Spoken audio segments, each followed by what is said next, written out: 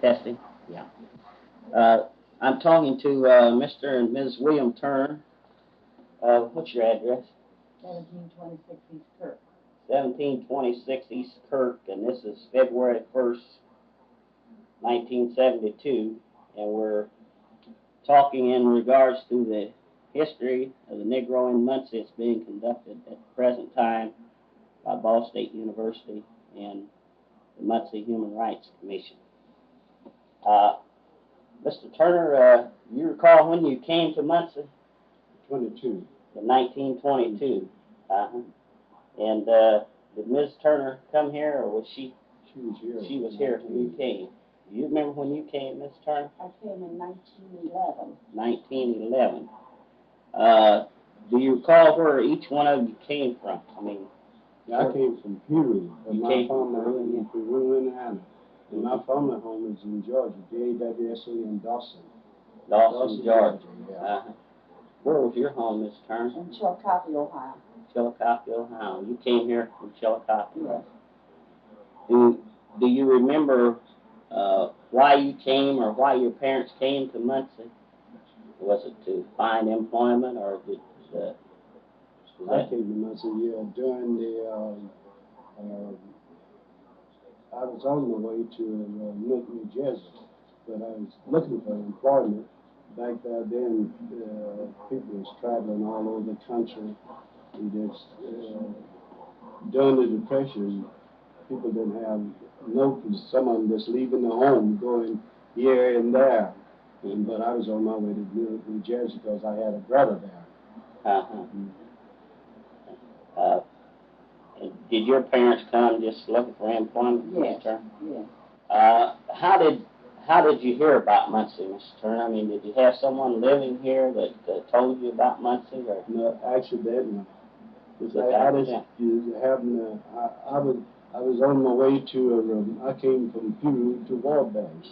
I mean to Marion. We were supposed to pick up the Wabash and go that way, but I was with a couple of young boys from Cincinnati. And they wanted me to go to Cincinnati with them, but back then we was hobo. And I didn't know anything about it.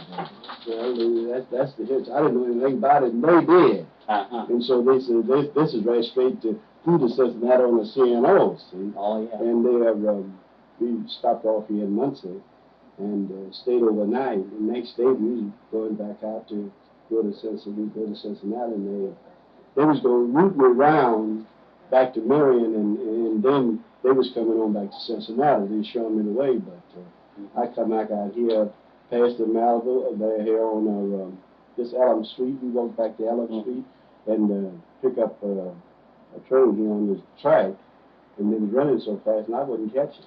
I didn't try to. One of them stood on the ground. One of them caught it and showed me how to catch it, and the next one stood on the ground and told me to catch it. He was running so fast, he was picking up. You know how they pick up momentum. And he said, if you don't catch it, I got to catch it because I want to get out of here. So I just waved him to go ahead on. That's right. Did your parents, Mrs. Turner, did your parents ever tell you how they found out about Muncie? I mean, why they?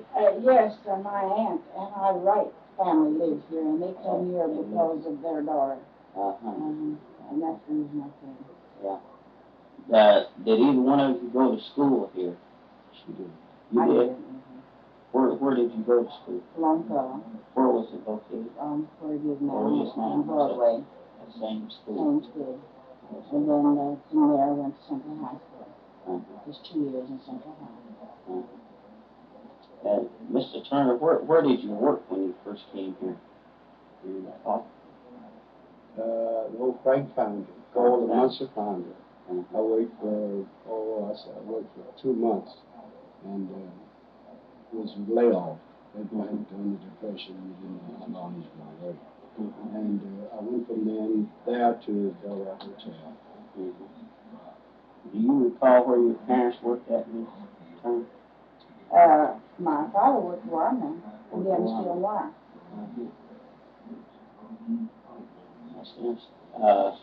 Do you remember anything about, what life was like for Negroes here, when you came? What was social life like, and how were Negroes treated generally in Muncie, you know?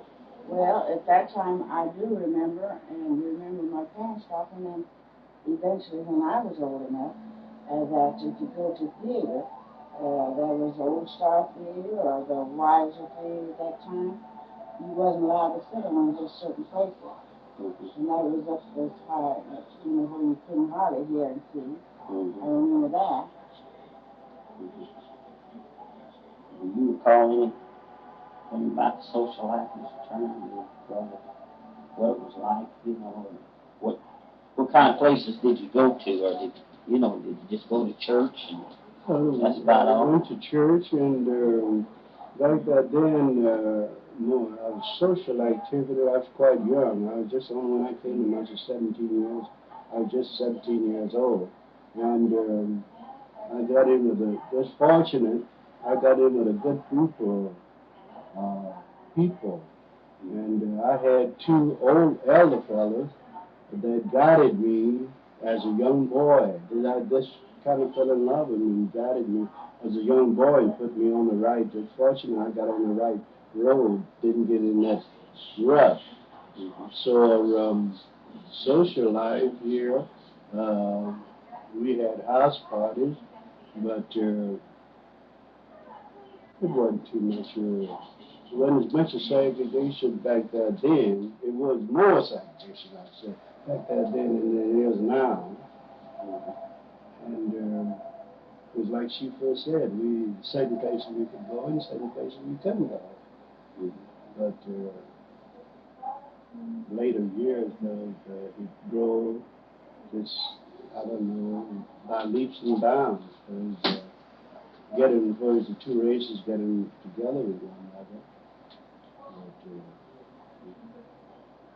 Do you remember where you lived at when you first came here? Yeah, I lived on 2nd Street. On 2nd Street. 2nd Street, they used to live, and now it's the project right there. He's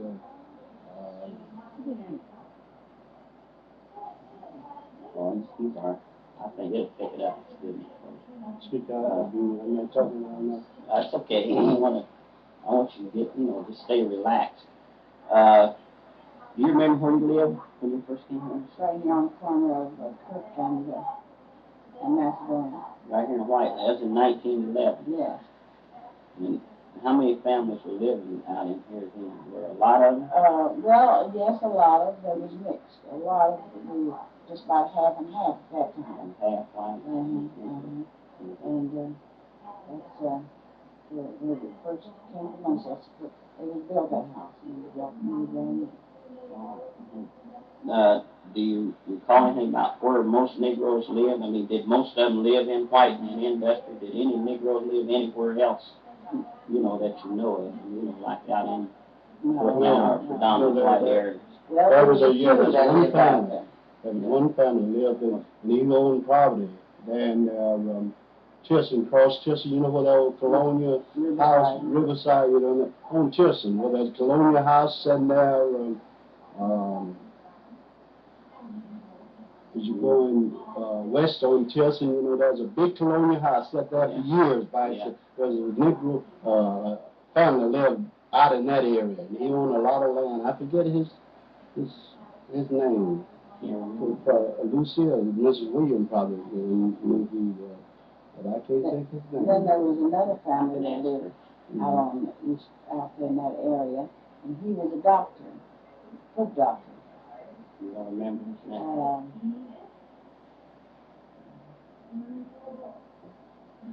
Well, don't worry about it.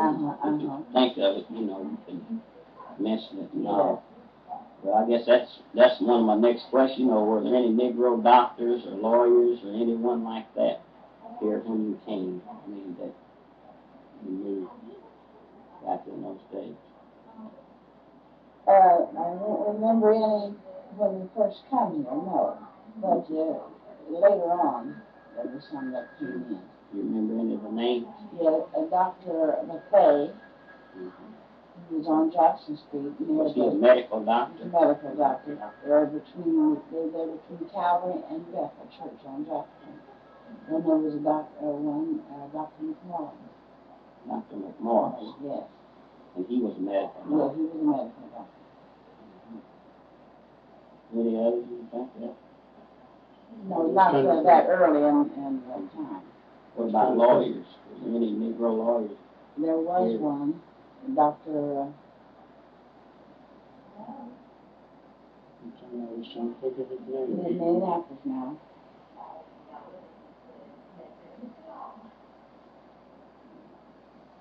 He had him and he had him for a lawyer. Pardon me, had him not very long ago. And he was doing like, I think.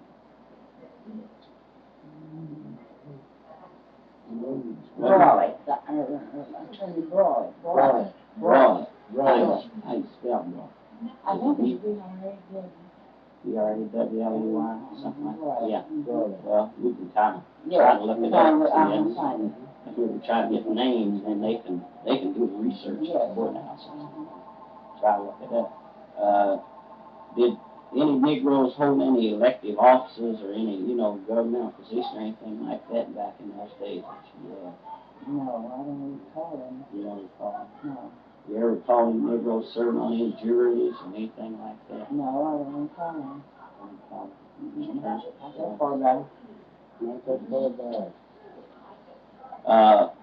When you first came here, who were the, prominent Negro business people, that had businesses? Do you remember what Negroes ran business? The only one I can remember out in this area was Mr. Perry. Fair, yeah, grocery store. And the only one I know too, that's Haig Muntz. He had a place of business. He served food there on Warner Street. South What was his South name? Warner Street. Haig Muntz. Haig Muntz. I don't know how you pronounce spell it. But and there's Ollie Harden, Mr. Harden. You know where the GMA feed store? Mm-hmm. They was right there. They was in there for years. There were actually Negro business people downtown. They was downtown, yeah. They had places all up and down Warner Street from Ball's store trail back through. They was where, and it was, when I came. And then a man the name of Sawyer, he had a shoe shining parlor right behind where J.C. Penney moved out. There was a place right across from Van Whitehill, inside entrance there. And along there, Adams and Walnut. Yes, between High and Walnut on the Adams. His name was Sawyer. Sawyer. He was right there at the jury. The jury store. And it was on Adams Street, because I know when we used to go to high school, we passed by there. That's right. Stan's jury was in there, just right over Warner Street. Right in we had no, well, he was on the other side of Adams Street, between High and Walnut, going down towards the high school. That's where his little shop was when I remember. Because Benny Grant shined shoes in there. Benny Grant, who was a doctor in there, he shined shoes and went to high school there. That's interesting. I've heard that before. This verifies that there was Negro business. Yes. And then tell this man had this business here in the park. Yes. What was it? Mr. Benson. Benson. And he had a restaurant and barber shop in the McCullough Park area. What about morticians? I mean, did they have any Negro morticians here? Well, later years, yes, Reverend Johnson. Yeah, well, who buried Negroes, before Reverend Johnson? Meeks Mortuary. Okay, and then Reverend Johnson, I heard a lot about him since we've been talking. What can you tell me about Reverend Johnson? Anything you remember, specifically? Yeah, well, I think he stood out. So Reverend Johnson was that when he kept that boy, for so long, and he embalmed that boy and kept him for so many days. What boy was that? Do you remember? Yes, he was a boy that was in an automobile accident with Carol Williams and Julia Edwards and the Evans girl. Evans girl. I think her name was Grace Evans. And they had an accident over here about and you understand why. Jump incline there. And two of them died. And Harold and Julie, of course, they survived. And Reverend Johnson had the body, and I don't know where they couldn't find his family or what, but he kept him for a lot of days. I don't recall how many days. And the body was petrified. The body was just as solid, just as stable. You go to feel his face was just as hard as a rock. And the state made him buried. The state made him. He kept him so long till the state got on him. He had to. Yeah. And long as he kept him, his face was just as round as yours. As long as he kept him, the more he looked more real. He real just like you saw something that's laying there, and he was nicely dressed. He wear nice clothes, and he had him in his. I don't know. It's amazing just to see him. We would go in there every once in a while to see him because he ran around with us. I can't think of the boy's name, but Hal Williams. He was in the car with Hal Williams. That's real interesting. They never did find out what Reverend Johnson did to. No, it's a secret that he never did tell. Yeah. Taken in the grave. Richard Taylor, a lot of he brought Richard here from Indianapolis, sent him to a bombing school, and Richard learned a lot of his secret in bombing, but he didn't even tell Richard that secret until Richard could fix the body up very good. Who did, was there any, Negroes in those days that people kind of looked to for leadership? If something came up with Reverend Johnson, one of those kind of people. He stood out. Were there any others, that you can think of that kind of led the community? Well, I think Mr. Nash was very prominent. Mr. Nash. Yeah, Nash. He's a good leader. What did he? He's a politician. politician. He was an insurance man. Insurance and politician. He was a politics. People would listen to him. He pretty good weight. He carries a lot of weight around here. Like that. Did he live in White? He lived in Whiteley. Was he the one who lived up there on Highland? Well, eventually that's where he lived, but at one time he lived down on the corner of Penn and the street here, Kirk. I remember vaguely. Yeah, I don't remember him. I remember her passed. more than I do him. Yeah. And Frank Baker was one I think that a lot of people kind of looked up to. Yeah, it's true. Frank Baker, he was a postman. Yes, Well, you could say he was one of the leaders because people looked up to him. In and out of YMCA work, I think he did a lot of that, John. What about the white families here then? I mean, that most Negroes considered the, kind of outstanding families are, what family would be, like the Balls and Kissman's families like that. What did, I guess it's kind of a hard question, but what did most Negroes think of those people? I mean, did they have any thoughts about them? Did they like them or dislike them, or was that kind of relationship? I think they liked them. Of course, they had the factories, and that's where they worked, most of them worked.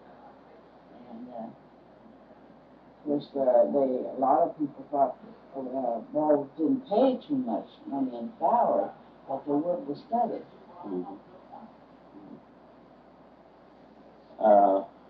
So moving on to something else, do you recall any racial incidents or anything, in your early years here that stand out in your mind? I know the mentioning Marion Long about 1930. I heard of that. Yeah, that was that, and of course they frightened people here because they was threatening to bring the bodies in town, and Reverend Johnson was to have the bodies up here.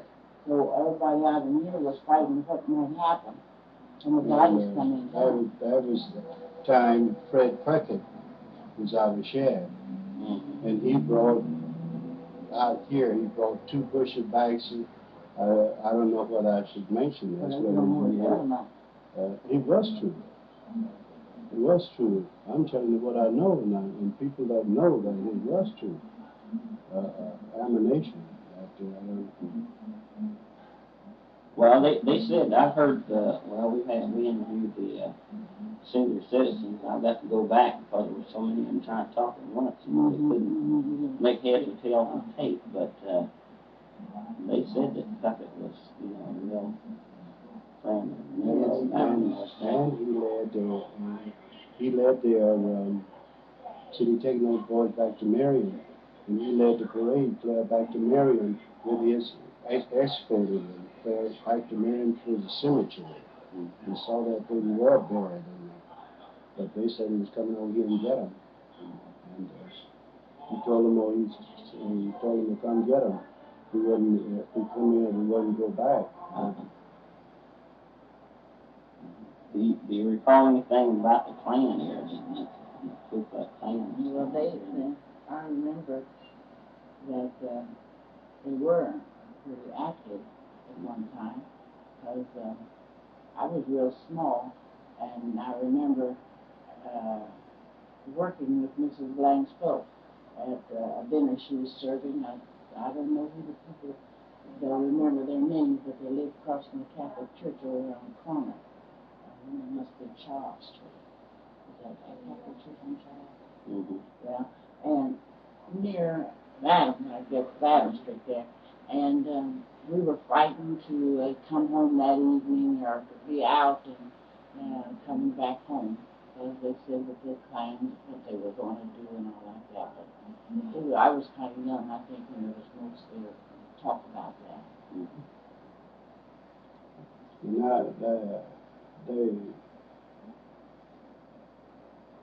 I met, remember, Mr. Beanie. Remember, they taken him and kept him for 2, 3 days until him release. The Klan did? He did, Mr. Beanie. What did they take him for? You remember? I don't recall just what happened, but this I was told. I couldn't swallow that. I knew the man, but he worked out around there too. Yeah, I remember Mrs. Beanie. I don't remember Mr. Beanie. But I remember it was too bad we didn't talk to those people. 25 years ago. That's true. Yeah. It might be that Lucille can remember. Yeah. You may ask her, when you talk to her, ask her, did she remember the incident after Mr. Beanie? And see whether she knew anything about this. I'll do that. Do you recall any Negro newspapers or any other kind of news media like that in Muncie? Lady, yeah, she had a... Reverend Adams had a newspaper. Reverend Adams, he had a newspaper. Were there any others?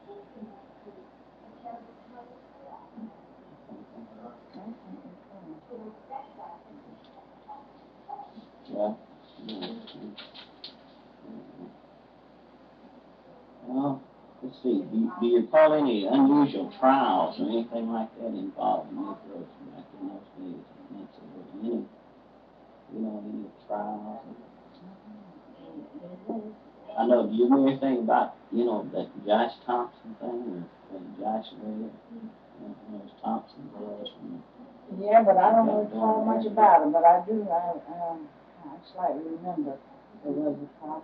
But there was another big one that people lasted for a good while, and the courtroom was full. But I can't remember now who that was and what.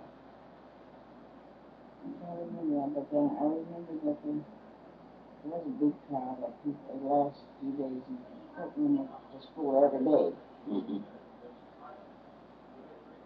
I can't recall. Well, I guess, anything else. You talk about Miss Williams. Are there any other, Negroes that think I might be able to talk to and never talk to them? This next I can Miss Williams. See who else can. Yeah, Haskell, yes, I would say very much because she could give you some information. Hal's mother, Mrs. Powell. She could, I think the only thing she could give you is about working for the Kitcheners and their, how they treated and how like that. But, she, hadn't been here as long as Miss Williams had been here. Well, she was born. Well, she was here. She's been here as long as we have. Been here as long as we have. But I know, and Lucille can tell you a lot. And Miss King, have you talked to Miss Carol Simmons? No. That's been She could tell you. I just wish you think it would be valuable for him to go to see Mrs. Wright? Well, I've talked to Miss Wright. We got her and she remembers quite a bit, you know. She is amazing what she, yeah. And then we went to Mr. Peel. Got some of it, you know, verified because her mind was kind of, and Charles Williams will tell you a lot. I haven't talked to Charles. He can tell you a lot. We talked to Mr. Keel and Miss Woolridge and to Miss Hazel Taylor. Yes. And,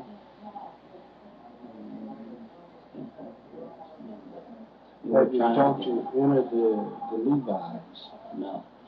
Cliff. Clifton hasn't been here as long as we've been here. I'm talking about older people like Sarah Nash, Lucille Williams, and Kim here. Because now they didn't come. They come from Dunkirk because they wasn't here years. They haven't been here a long, long time. That's what I'm talking about. Long time. I've been in Muncie over 50 years, and they was here when I came here. Those people like that, they was interested in child. The Levi's, they was here when I came here. I mean, I'll talk to them. Yes, I mean, we don't have they anything to lose. they might remember something in recent years that we didn't And remember. there's some about these trials he was talking about. Well, that's good then. Thank you, Miss Lee.